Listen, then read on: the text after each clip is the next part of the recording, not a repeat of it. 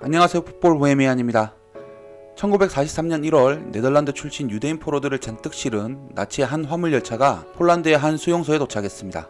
총 659명의 네덜란드 유대인들은 생전 처음 보는 환경에 어리둥절했습니다. 귓가에는 모든 소지품을 기차에 두고 내려 혹은 남자는 왼쪽, 여자는 오른쪽이라고 소리를 치는 나치 독일 군인들의 강압적인 목소리가 들려올 뿐이었습니다.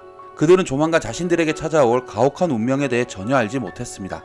대부분의 사람들은 차라리 죽음이 나을 법한 악랄한 강제 노역에 시달려야 했고, 그들 중 일부는 나치에 의해 비참한 죽음을 맞이했습니다.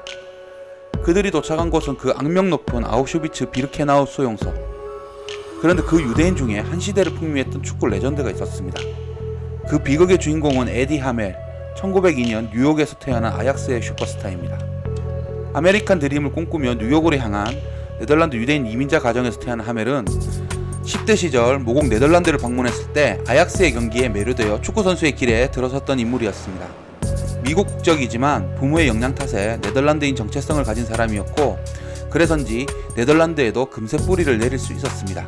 운동신경도 대단했는지 자신이 동경하던 아약스에서 정식 선수로 활동할 수 있었고, 덕분에 하멜은 아약스 역사상 최초의 미국 국적 선수이자 최초의 유대인 선수라는 기록을 가지게 됩니다. 또한 미국 축구 역사상으로도 큰 족적을 남긴 인물이었습니다. 하멜은 미국인으로는 최초로 유럽 리그에서 뛴 선수입니다.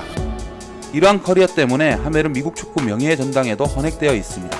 라이트 윙이었던 하멜은 1922년부터 1930년까지 아약스의 스타로 군림했습니다. 세계적 축구 역사 전문기자 사이먼 쿠퍼의 서적 유럽에서 가장 어두웠던 시절의 기묘했던 축구 이야기라는 책에 따르면, 노년의 한 아약스 팬은 에디 하멜은 우상이라 불릴 만한 선수였다. 빨랐고 지금의 데이비드 베컴처럼 아주 좋은 크로스를 가진 선수였다라고 증언했을 만큼 우수한 기량을 가졌다고 전해집니다. 1920년대 아약스 팬들이 가장 사랑하는 선수 중 하나였습니다. 하멜은 1930년 무릎 부상 여파로 현역에서 은퇴한 후 알크마리아 빅트리스라는 작은 클럽에서 지도자 생활을 하는 등 암스테르담 지역 내에서 축구인으로서 남부럽지 않은 삶을 살아가고 있었습니다. 그러던 중 1942년 10월 하멜의 인생에 아문이 드리워졌습니다. 하멜은 거리에서 가슴에 노랑 배지를 달지 않았다는 이유로 독일군에 체포됐습니다. 당시 네덜란드를 침략했던 나치 독일은 니른베르크법을 통과시켜 자국 내 영토에서 유대인 차별을 합법화시켰습니다. 이 노랑 배지는 유대인을 뜻하는 표식이었고, 이를 부착하지 않을 경우 감옥으로 보냈습니다. 유대인 출신이었던 하멜은 이 노랑 배지를 부착하지 않았다는 이유로 자신은 물론 가족들이 모두 체포됐습니다. 그리고 1943년 1월 아우슈비츠로 보내집니다. 아우슈비츠에서 자행됐던 악랄한 전쟁 범죄에 대해서는 너무나도 유명하니 설명을 생략하겠습니다. 여기서는 하멜이 겪은 일에만 집중하겠습니다. 역시 유대인이며 홀로코스트 생존자이자 훗날 영국의 유명한 반파시즘 사회운동가가 된 레온 그린맨이 남긴 하멜에 관한 증언을 소개하겠습니다. 그린맨은 하멜과 같은 수용소 방을 함께 쓴 수용소 동기였기 때문에 하멜의 최후를 누구보다 잘 알고 있는 인물입니다. 그린맨에 따르면 하멜은 아우슈비츠에 도착하자마자 아내 그리고 4살박이 두 쌍둥이 아들과 생이별을 해야 했습니다. 훗날 알려진 바에 따르면 아내와 두 쌍둥이 아들은 아우슈비츠 도착 당일 생명을 잃었다고 합니다. 하멜은 그 사실도 모른 채 3개월 동안 강제 노역에 시달렸다고 합니다. 아우슈비츠 곳곳에서 수많은 유대인들이 죽어 소각되는 상황이었지만 하멜은 그런 참혹한 전쟁 범죄가 일어날 거라고는 전혀 생각하지 못했다고 합니다. 사실 하멜뿐만 아니라 대부분의 유대인들이 이러한 악독한 짓이 일어날 거라고 생각하지 못했습니다. 그러던 중 나치 독일군이 모든 유대인 수용자를 대상으로 신체 검사를 진행했습니다. 말이 신체 검사이지 병들어서 다친 유대인들을 솎아내어 죽이려는 절차였습니다. 나치 독일군은 수용자들을 발가벗긴 후 머리부터 발끝까지 샅샅이 살폈습니다. 2단계에 걸쳐 검사가 진행됐기 때문에 유대인들은 자신의 병세나 상처를 숨길 수가 없었습니다. 그 후 나치 독일군은 수용자들을 두 그룹으로 나눴습니다. 건강한 수용자들을 오른쪽 줄, 그렇지 못한 이들을 왼쪽 줄에 서게 했습니다. 그때 검사를 받기 위해 그린맨 뒤에 줄을 섰던 하멜이 넌지시 말을 건넸습니다. 레온, 내게 무슨 일이 일어날까? 나 입안에 종양이 생겼어. 그 말을 듣고 깜짝 놀란 그린맨은 검사를 받기 전 하멜의 입 상태를 살짝 살펴봤습니다. 실제로 하멜은 입안이 다소 부어오른 상태였습니다. 과도한 노동과 심각한 영양실조로 몸이 쇠한 것입니다. 결국 그게 하멜의 운명을 결정짓고 말았습니다.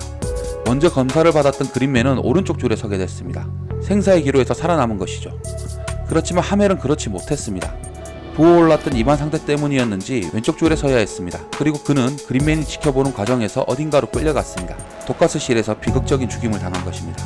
어쩌면 하멜은 살 수도 있었습니다. 당시 나치 독일은 영국 혹은 미국 시민권을 가진 유대인들에 대해 특별한 조치를 내리고 있었다고 합니다.